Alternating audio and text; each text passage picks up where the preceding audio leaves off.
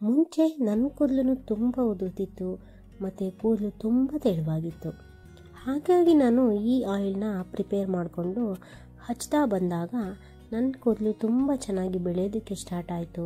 ನನ್ನ ಕೂದಲು ಸಹ ತುಂಬ ದಟ್ಟವಾಗಿ ಬೆಳೀತು. ಇದರಿಂದ ನನಗೆ ಕೂದಲಿಗೆ ತುಂಬ ಉಪಯೋಗ ಆಗಿದೆ. ಮತ್ತು ನನ್ನ ಡ್ಯಾಂಡ್ರಫ್ ಕಡಿಮೆ ಆಯಿತು, ನನ್ನ ಏರ್ ಫಾಲ್ ಕಂಟ್ರೋಲ್ ಆಯಿತು, ಮತ್ತು ಕೂದಲು ಸಹ ತುಂಬ ಚೆನ್ನಾಗಿ ಬೆಳೆಯೋದಕ್ಕೆ ಸ್ಟಾರ್ಟ್ ಆಯಿತು. ಹಾಗಾಗಿ ಈ ಹೇರ್ ಆಯಿಲ್ನ ನಿಮಗೂ ತೋರಿಸ್ಬೇಕು ಮತ್ತು ನೀವು ಅದರಿಂದ ಉಪಯೋಗ ಪಡ್ಕೋಬೇಕು ಅಂತ ಉದ್ದೇಶದಿಂದಲೇ ಈ ವಿಡಿಯೋ ಮಾಡ್ತಾ ಇರೋದು.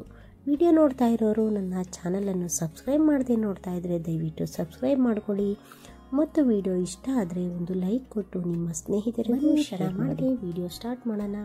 ನಾನಿಲ್ಲಿ ಸ್ವಲ್ಪ ಕರಿಬೇವನ್ನ ತಗೊಂಡಿದ್ದೀನಿ.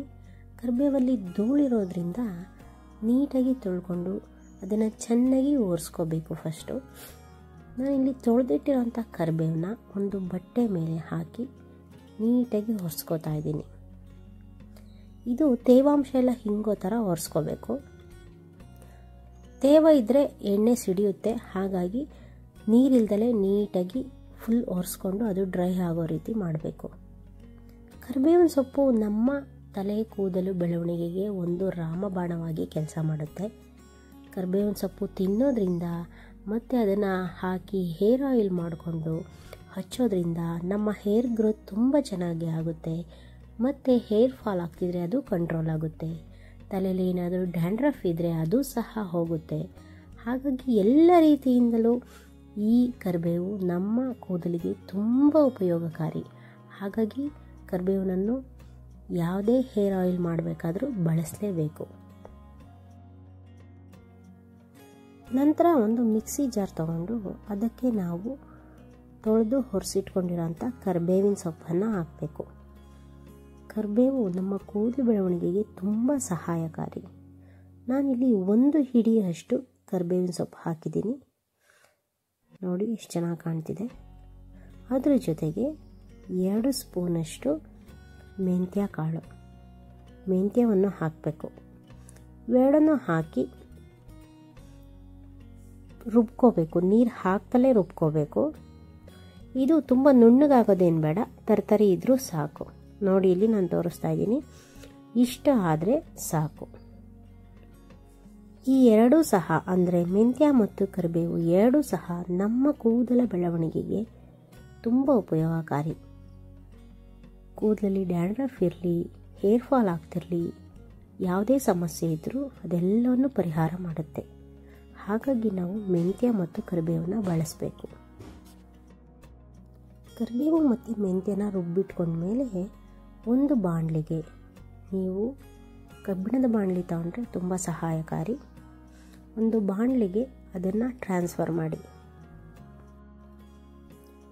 ಈಗ ಅದು ಹಾಕಿದ ಮೇಲೆ ಅದಕ್ಕೆ ನಾವು ತಲೆಗೆ ಹಚ್ಚುವಂತಹ ಕೊಬ್ಬರಿ ಎಣ್ಣೆನ ಹಾಕೋಬೇಕು.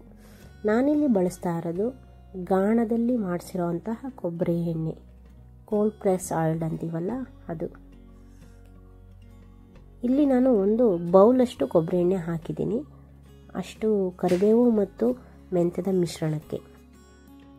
ಎರಡನ್ನು ಹಾಕಿ ಚೆನ್ನಾಗಿ ಮಿಕ್ಸ್ ಮಾಡಿ ನಂತರ ಸ್ಟವ್ ಆನ್ ಮಾಡಿ ಸಿಮ್ಮಲ್ಲಿ ಇಟ್ಟು, ಅಂದರೆ ಫುಲ್ ಕಡಿಮೆ ಉರಿ ಇಟ್ಟು ಇದನ್ನು ಚೆನ್ನಾಗಿ ಕಾಯಿಸಬೇಕು. ಕಡಿಮೆ ಉರಿಲೇ ಇದು ಚೆನ್ನಾಗಿ ಕಾದಷ್ಟು ಮೆಂತ್ಯ ಮತ್ತು ಕರಿಬೇವಿನಲ್ಲಿರೋ ಎಲ್ಲ ಸತ್ವವು ಎಣ್ಣೆಯಲ್ಲಿ ಬಿಟ್ಕೊಳ್ಳುತ್ತೆ. ಹಾಗಾಗಿ ಸಣ್ಣ ಹುರಿಲೇ ಇದನ್ನು ಚೆನ್ನಾಗಿ ಕಾಯಿಸ್ಕೋಬೇಕು. ಈ ಕರಿಬೇವಿನ ಎಲೆಗಳು ಕೂದಲು ಉದುರೋದನ್ನು ತಡೆಯುತ್ತೆ ಮತ್ತು ಬೇಗನೆ ಕೂದಲು ಬೆಳ್ಳಗಾಗೋದನ್ನು ಸಹ ತಡೆಯುತ್ತೆ. ಕರಿಬೇವು ನಮ್ಮ ಕೂದಲಿನ ಬೆಳವಣಿಗೆಯನ್ನು ತುಂಬ ಚೆನ್ನಾಗಿ ಮಾಡುತ್ತೆ. ಹಾಗಾಗಿ ಕರಿಬೇವನ್ನ ಬಳಸಬೇಕು. ಮೆಂತ್ಯ ಬೀಜಗಳು ಸಹ ಕೂದಲಿನ ಆರೋಗ್ಯಕ್ಕೆ ಪ್ರಯೋಜನಕಾರಿ. ಮೆಂತ್ಯ ಬೀಜಗಳಲ್ಲಿ ಫೋಲಿಕ್ ಆಮ್ಲ ಮತ್ತು ವಿಟಮಿನ್ ಎ, ಕೆ ಮತ್ತು ಸಿ ಸಮೃದ್ಧವಾಗಿದ್ದು ಇದು ನಮ್ಮ ತಲೆ ಕೂದಲ ಬೆಳವಣಿಗೆಗೆ ತುಂಬ ಸಹಾಯ ಮಾಡುತ್ತೆ. ಈ ಬೀಜಗಳು ಅಂದರೆ ಮೆಂತ್ಯ ಬೀಜಗಳು ಪೊಟ್ಯಾಷಿಯಂ, ಕ್ಯಾಲ್ಸಿಯಂ ಮತ್ತು ಕಬ್ಬಿಣದಂತಹ ಖನಿಜಗಳನ್ನು ಸಂಗ್ರಹಿಸುತ್ತದೆ. ಈ ಬೀಜಗಳು, ಈ ಮೆಂತ್ಯ ಕಾಳುಗಳು ಹೆಚ್ಚಿನ ಪ್ರೋಟೀನ್ ಮತ್ತು ನಿಕೋಟಿನ್ ಆಮ್ಲವನ್ನು ಹೊಂದಿದ್ದು ತಲೆ ಹೊಟ್ಟು ಮತ್ತು ಕೂದಲನ್ನು ಉದುರುವಿಕೆಯನ್ನು ಸಹ ತಡೆಯುತ್ತದೆ. ಹಾಗಾಗಿ ಈ ಮೆಂತ್ಯವನ್ನು ನಮ್ಮ ಹೇರ್ ಆಯಿಲ್ಗೆ ಬಳಸೋದ್ರಿಂದ ನಮ್ಮ ಹೇರ್ ಗ್ರೋತ್ಗೆ ತುಂಬ ಸಹಾಯ ಮಾಡುತ್ತೆ. ನೋಡಿ, ಇಲ್ಲಿ ಎಣ್ಣೆ ಆಲ್ರೆಡಿ ಕುದಿಯೋದಕ್ಕೆ ಸ್ಟಾರ್ಟ್ ಆಗಿದೆ. ಇಲ್ಲಿ ಚೆನ್ನಾಗಿ ಕಾದು ಎಣ್ಣೆ ಈ ಕರಿಬೇವು ಮತ್ತು ಮೆಂತ್ಯದಲ್ಲಿರುವ ಸತ್ವ ಎಲ್ಲವೂ ಎಣ್ಣೆಯಲ್ಲಿ ಬಿಟ್ಕೊಳ್ಳುತ್ತೆ. ಅಲ್ಲಿವರೆಗೂ ನಾವು ಚೆನ್ನಾಗಿ ಕಾಯಿಸಬೇಕು. ಈ ಹಸಿರು ಕಲರ್ ಇರೋ ಕರಿಬೇವಿನ ಕಲ್ಲರು ಬ್ಲ್ಯಾಕ್ ಕಲರ್ ಆಗುತ್ತೆ. ಅಲ್ಲಿವರೆಗೂ ನಾವು ಅದನ್ನು ಚೆನ್ನಾಗಿ ಕುದಿಸ್ಬೇಕು. ಆಗ ಎಣ್ಣೆಯಲ್ಲಿ ಮೆಂತ್ಯ ಮತ್ತು ಕರಿಬೇವಿನ ಎಲ್ಲ ಸತ್ವಗಳು ಬಿಟ್ಕೊಂಡು ನಮ್ಮ ಹೇರ್ ಆಯಿಲ್ ರೆಡಿ ಆಗುತ್ತೆ. ನೋಡಿ, ಇಲ್ಲಿ ಚೆನ್ನಾಗಿ ಕಾದು ಈ ರೀತಿ ಬಣ್ಣ ಬಿಟ್ಕೊಂಡಿದೆ. ಇಷ್ಟಾದರೆ ಸಾಕು. ಈಗ ಗ್ಯಾಸ್ ಸ್ಟವನ್ನು ಆಫ್ ಮಾಡ್ಬೋದು. ನಂತರ ಇದು ತಣ್ಣಗಾಗೋದಕ್ಕೆ ಬಿಡಬೇಕು. ನೋಡಿ, ಕಲರ್ ಎಷ್ಟು ಚೆನ್ನಾಗಿ ಬಂದಿದೆ ಅಂತ. ಈ ರೀತಿ ಆಗೋವರೆಗೂ ನಾವು ಈ ಎಣ್ಣೆಯನ್ನು ಚೆನ್ನಾಗಿ ಕಾಯಿಸ್ಕೋಬೇಕು. ನಂತರ ಸ್ಟವ್ ಆಫ್ ಮಾಡಿ ಇದನ್ನು ತಣ್ಣಗಾಗಲು ಬಿಡಬೇಕು. ಚೆನ್ನಾಗಿ ಕಾದು ಮತ್ತು ಹಾರಿದಂತಹ ತಣ್ಣಗಾದ ನಂತರ ಎಣ್ಣೆಯನ್ನು ಒಂದು ಬಾಟಲ್ಗೆ ಸೋಸಿಟ್ಕೋಬೇಕು. ಈ ಸೋಸಿಟ್ಕೊಂಡಿರೋಂಥ ಎಣ್ಣೆನ ನಾವು ಪ್ರತಿ ಬಾರಿ ತಲೆಗೆ ಎಣ್ಣೆ ಹಚ್ಚೋವಾಗ ಈ ಎಣ್ಣೆನ ಹಚ್ಕೊಂಡು ನೀಟಾಗಿ ಮಸಾಜ್ ಮಾಡಿ 2 ಅವರ್ ಬಿಟ್ಟು ಸ್ನಾನ ಮಾಡ್ಬೋದು. ಅಥವಾ ನೀವು ಪ್ರತಿ ಬಾರಿ ಎಣ್ಣೆ ಹಚ್ಚೋವಾಗ ನೈಟ್ ಹಚ್ಕೊಂಡು ಬೆಳಗ್ಗೆ ಎದ್ದು ಸ್ನಾನ ಮಾಡೋದ್ರಿಂದ ನಿಮ್ಮ ತಲೆ ಕೂದಲಿನ ಬೆಳವಣಿಗೆ ತುಂಬ ಚೆನ್ನಾಗಿ ಆಗುತ್ತೆ. ನಿಮಗೆ ಯಾವುದೇ ಹೇರ್ ಪ್ರಾಬ್ಲಮ್ ಇದ್ದರೂ ಅದು ಕಂಟ್ರೋಲ್ ಆಗಿ ನಿಮ್ಮ ಹೇರ್ ತುಂಬ ಚೆನ್ನಾಗಿ ಗ್ರೋತ್ ಆಗುತ್ತೆ. ನೀವು ಯಾವುದೇ ಹೋಮ್ ರೆಮಿಡಿ ಆಗಲಿ ಒಂದು ಬಾರಿ ಟ್ರೈ ಮಾಡಿ ರಿಸಲ್ಟ್ ಸಿಗಲಿಲ್ಲ ಅಂತ ಸುಮ್ಮನೆ ಆಗಬಾರ್ದು. ಅದನ್ನು ನೀವು ಅಟ್ಲೀಸ್ಟ್ 1 ಮಂತ್ ಆದರೂ ಯೂಸ್ ಮಾಡ್ತಾ ಬಂದರೆ ನಿಮಗೆ ಅದರ ರಿಸಲ್ಟ್ ಪಕ್ಕಾ ಸಿಗುತ್ತೆ. ಹಾಗಾಗಿ ಇದನ್ನು ಪ್ರತಿ ಬಾರಿ ನೀವು ಎಣ್ಣೆ ಹಚ್ಚೋವಾಗೆಲ್ಲ ಹಚ್ಕೊಂಡು ಸ್ನಾನ ಮಾಡೋದ್ರಿಂದ ನಿಮ್ಮ ಕೂದಲಿನ ಬೆಳವಣಿಗೆ ತುಂಬ ಚೆನ್ನಾಗಿ ಆಗುತ್ತೆ. ನೀವೇ ನೋಡಿ, ಇಲ್ಲಿ ಈ ಎಣ್ಣೆಯ ಕಲರ್ ಎಷ್ಟು ಚೆನ್ನಾಗಿ ಬಂದಿದೆ ಅಂತ.